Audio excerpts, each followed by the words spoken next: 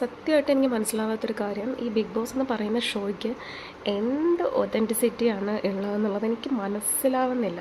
അതായത് ഇവർ പറയുന്ന റൂൾസ്, ഫസ്റ്റ് ഓഫ് ഓൾ ഈ റൂൾസ് എന്ന് പറയുന്നത് തന്നെ ഈ ലോകത്ത് ആരും കേട്ടില്ലാത്ത പോലത്തെ റൂൾസാണ് അവർ കൊണ്ടുവരുന്നത്. ആ റൂൾസ് തന്നെ ഇവർ വന്നിട്ട് വീണ്ടും വീണ്ടും വളച്ചൊടിക്കുക. ഞാൻ ആലോചിക്കുകയായിരുന്നു, നൂറയും ആദിലയും എൻ്റർ ചെയ്തപ്പം അവർ രണ്ടുപേരും ഒരു സിംഗിൾ കോമ്പറ്റീറ്റർ അല്ലെങ്കിൽ ഒരു സിംഗിൾ കണ്ടസ്റ്റൻ്റ് എന്ന് പറഞ്ഞിട്ടാണ് അവർ കയറിയേക്കുന്നത്. അതിനുശേഷം അതായത് ഒരാൾ കയറിയതിന് ശേഷം എങ്ങനെയാണ് അതിൻ്റെ ഇത് മാറ്റാൻ സാധിക്കുന്നതെന്ന് എനിക്കറിയില്ല. അവർ രണ്ടുപേരെയും സംബന്ധിച്ച് ഒരു ഗെയിം തുടങ്ങുന്നതിന് മുമ്പ് നമുക്ക് അതിൻ്റെ അകത്തുള്ള നിയമാവലി മാറ്റാൻ പറ്റും. ഒരാൾ അതിനകത്ത് കയറിയതിന് ശേഷം എങ്ങനെയാണത് മാറ്റുന്നതെന്ന് എനിക്ക് മനസ്സിലാവുന്നില്ല. അവരെ സംബന്ധിച്ച് വേറെ ഏത് കണ്ടസ്റ്റൻറ്റിനെക്കാട്ടിലും അവർക്ക് ഒരുപാട് ബെനിഫിറ്റ് ഉണ്ടായിരുന്നു. ബിക്കോസ് അവർ പാർട്ട്നേഴ്സാണ്. നമ്മളുടെ കൂടെ എപ്പോഴും നമ്മുടെ പാർട്ട്ണർ അല്ലെങ്കിൽ നമുക്ക് നമ്മുടെ ഒരു കമ്പാനിയൻ ആരും ആവട്ടെ, നമുക്ക് ക്ലോസ് ആയിട്ടുള്ള ഒരാൾ, അവരെ സംബന്ധിച്ച് അവരവരുടെ ലൈഫ് പാർട്ട്ണറാണ്.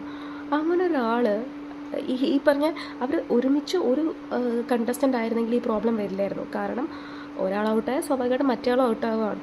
പക്ഷെ ഇവർ രണ്ട് പേരായിട്ട് സെപ്പറേറ്റ് ആയിട്ട് നിൽക്കുമ്പം അവരുടെ കൂടെ അവരുടെ കമ്പാനിയൻ ഉണ്ടെന്ന് പറയുന്നത്, അല്ലെങ്കിൽ അവരുടെ സ്പൗസ് ആരാണെങ്കിലും അവരുണ്ടെന്ന് പറയുന്നത് അവർക്ക് മെൻ്റലി ആൻഡ് ഫിസിക്കലി ഭയങ്കര സപ്പോർട്ടാണ്.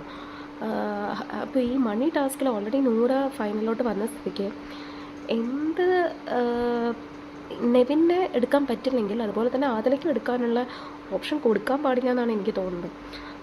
ബിക്കോസ് അത് ശരിയല്ല. കാരണം 100 ഓൾറെഡി ഫൈനലിൽ വന്നിട്ടുണ്ട്. അപ്പോൾ ആദില എന്ന് പറയുന്ന വ്യക്തി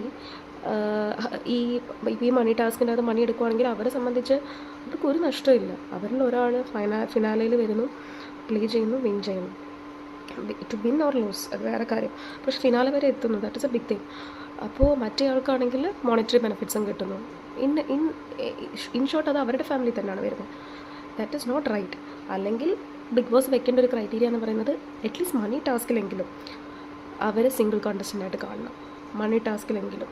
ഐ റിയലി ഡോണ്ട് നോ എന്ത് റൂൾസാണ് ഇവരുടേത്. എഗെയിൻ നെവിൻ്റെ അടുത്ത് ലാലേട്ടൻ ഇന്നലെ എന്താ പറഞ്ഞത്, മണി ടാസ്കിൽ നെവിനെ പാർട്ടിസിപ്പേറ്റ് ചെയ്യാൻ പറ്റില്ല എന്ന്.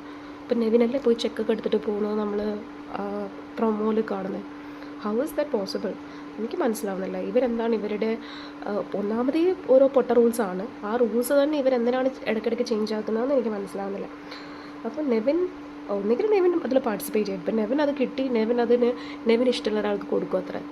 എന്താ ഇപ്പം എനിക്ക് മനസ്സിലാവുന്നില്ല. ഇതെന്തുമാണ് ഗെയിം എന്നേ മനസ്സിലാവുന്നില്ല. But I'm not going to watch it, that's for sure.